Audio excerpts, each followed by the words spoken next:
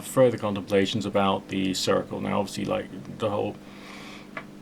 This is just another thing which I could never quite get my head around. In the old days. Why? Because it was never explained to me, because people don't actually explain things, because people don't actually know things. And let's be honest, there's this thing within pagan and occult and magical culture whereby people just say things. And therefore I find it a bit sort of like Trumpian that people do this, actually, to be quite frank, just saying that, the circle is this, that and the other, the circle is that, the other and this. Have they actually put it to the test? In what ways have they stress tested the circle? How many different groups of people have stress tested the circle in various different ways in order to build up an understanding as to precisely what this thing does and why it has an importance? What are the particular specific mythologies relating to the circle?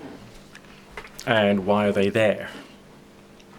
And in what way does the action of the circle casting help a person who is attempting to have forms of weird spiritual experience, and so on and so forth? It's never been properly explained to me, because no one actually knew. I mean, calling a circle a working space, so what? Well, just like Hoover, vacuum clean. Why would you bother to just like light candles and stuff? They say it's like a receptacle for the energy that they're raising. But if it's a receptacle, is the circle a permeable or semi-permeable membrane? Does it allow things out, or can it allow things in? And on top of that, as a preparatory exercise, in what way does doing the circle somehow help you? Let's try and analyze this in a few different ways. Firstly, in terms of, do we know whether it's a permeable or an impermeable membrane? No. There's no hard and fast way of saying so. Secondly, when it comes to psychological or psychic interference, does the casting of a circle seem to reduce it? Yes. There is a sensation that you get, well, I got, of like noise from the outer world being turned down as the circle is being sealed.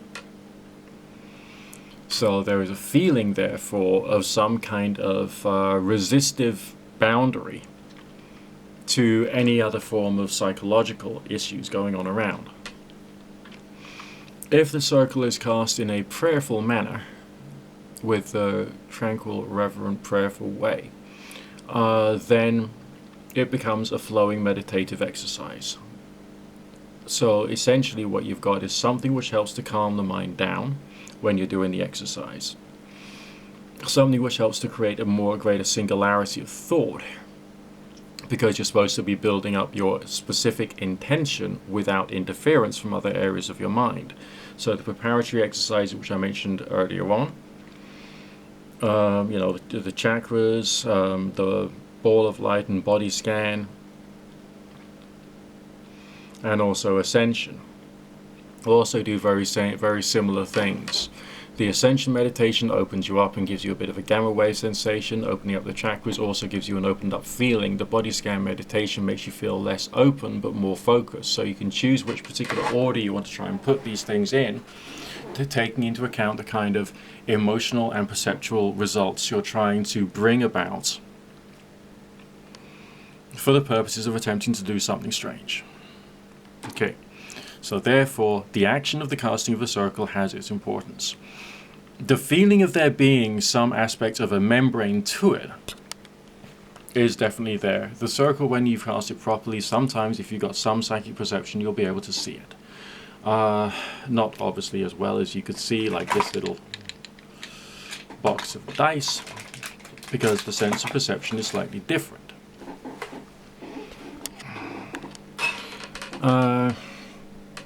The circle itself does seem to somehow provide a space for energy of a particular meaning to appear within the space of the circle. It's like pouring water into a bowl. The water takes on the shape of the bowl. It seems to feel that way. It seems to look that way. And you can feel, when you're doing invocation in that kind of environment, a change of the energy within the whole circle. Okay, there's ways in which you can do your meditation, so you change the information in your own energy field through meditation, okay, to bring about various different, very subtle changes energetically.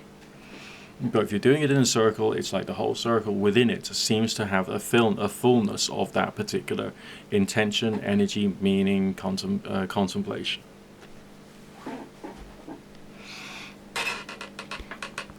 Now, as far as like what Crowley suggested, you've got to absorb all of the circle into your energy field afterwards, otherwise some of the energy will lurk around and become evil. I haven't seen that happen. So I don't think you need to worry about it. I mean, I've been to various different places where people said that this, that, and the other exercise is dangerous, and I have not yet seen danger from any particular form of these exercises, really. Okay, you might believe it, but on the other hand, it's just a belief.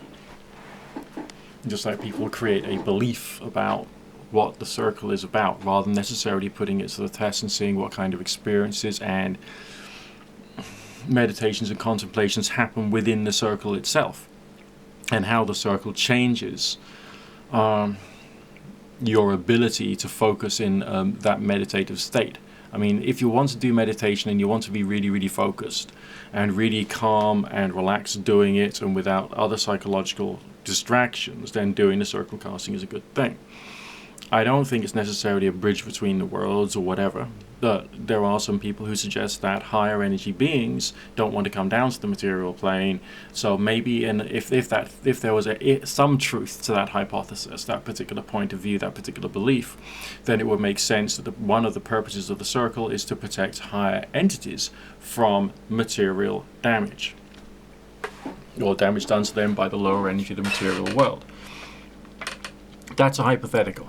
Whether that is the case or not, again, we still don't know. There's no real way of putting these things to the test, and even if you did have direct contact with an angel who started talking to you, you wouldn't even know if you were having a direct communication with an angel who was starting talking to you, because we don't know what's really going on, and you could have just gone mad for a moment, for all we know. For all you know, anyway. Alright, the definition of psychosis is you go mad without knowing it. So you don't know you're mad now, so you could be separated from reality now. You got to think about these things. So I think the circle is a useful device. I don't think it is essential, but I think it's a very useful device. All of the preparatory exercise I've spoken of is about creating a space within the mind whereby you can think with one thought. You can be with one thought at a time. You know, you've got a sense of singularity, of presence and purpose. You feel, as it were, grounded, or whatever the word is.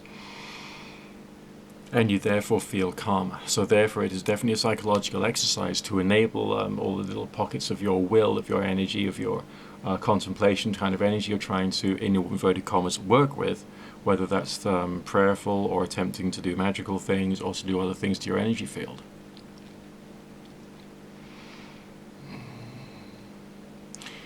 It definitely has some purpose, but again, it's not necessarily essential. And as far as all the other, the geomantic stuff is concerned, you've got to have your north, east, south, and west lined up with earth, air, fire, and water.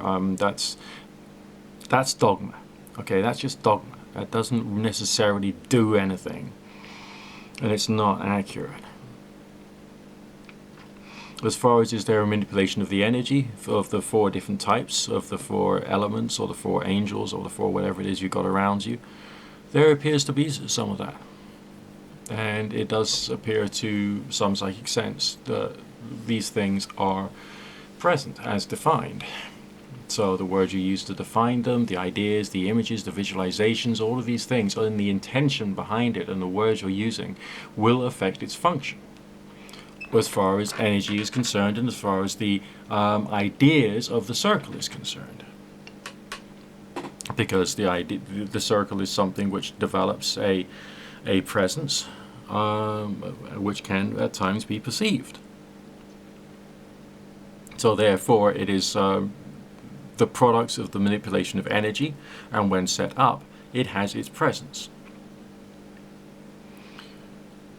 But again, why has this... People don't really know what this thing does, though. They still don't know what this thing does. And I think, therefore, there will always be questions about it, and there will always be more dogma and more doctrine associated with what this thing is, with the passage of time. As I say, not essential, but a useful tool, a useful component, providing that space of mental freedom, mental clarity of thoughts, without all of your distracting thoughts and feelings and moods and energies and all the rest of it getting in the way. Anyway, I'll leave that there for now.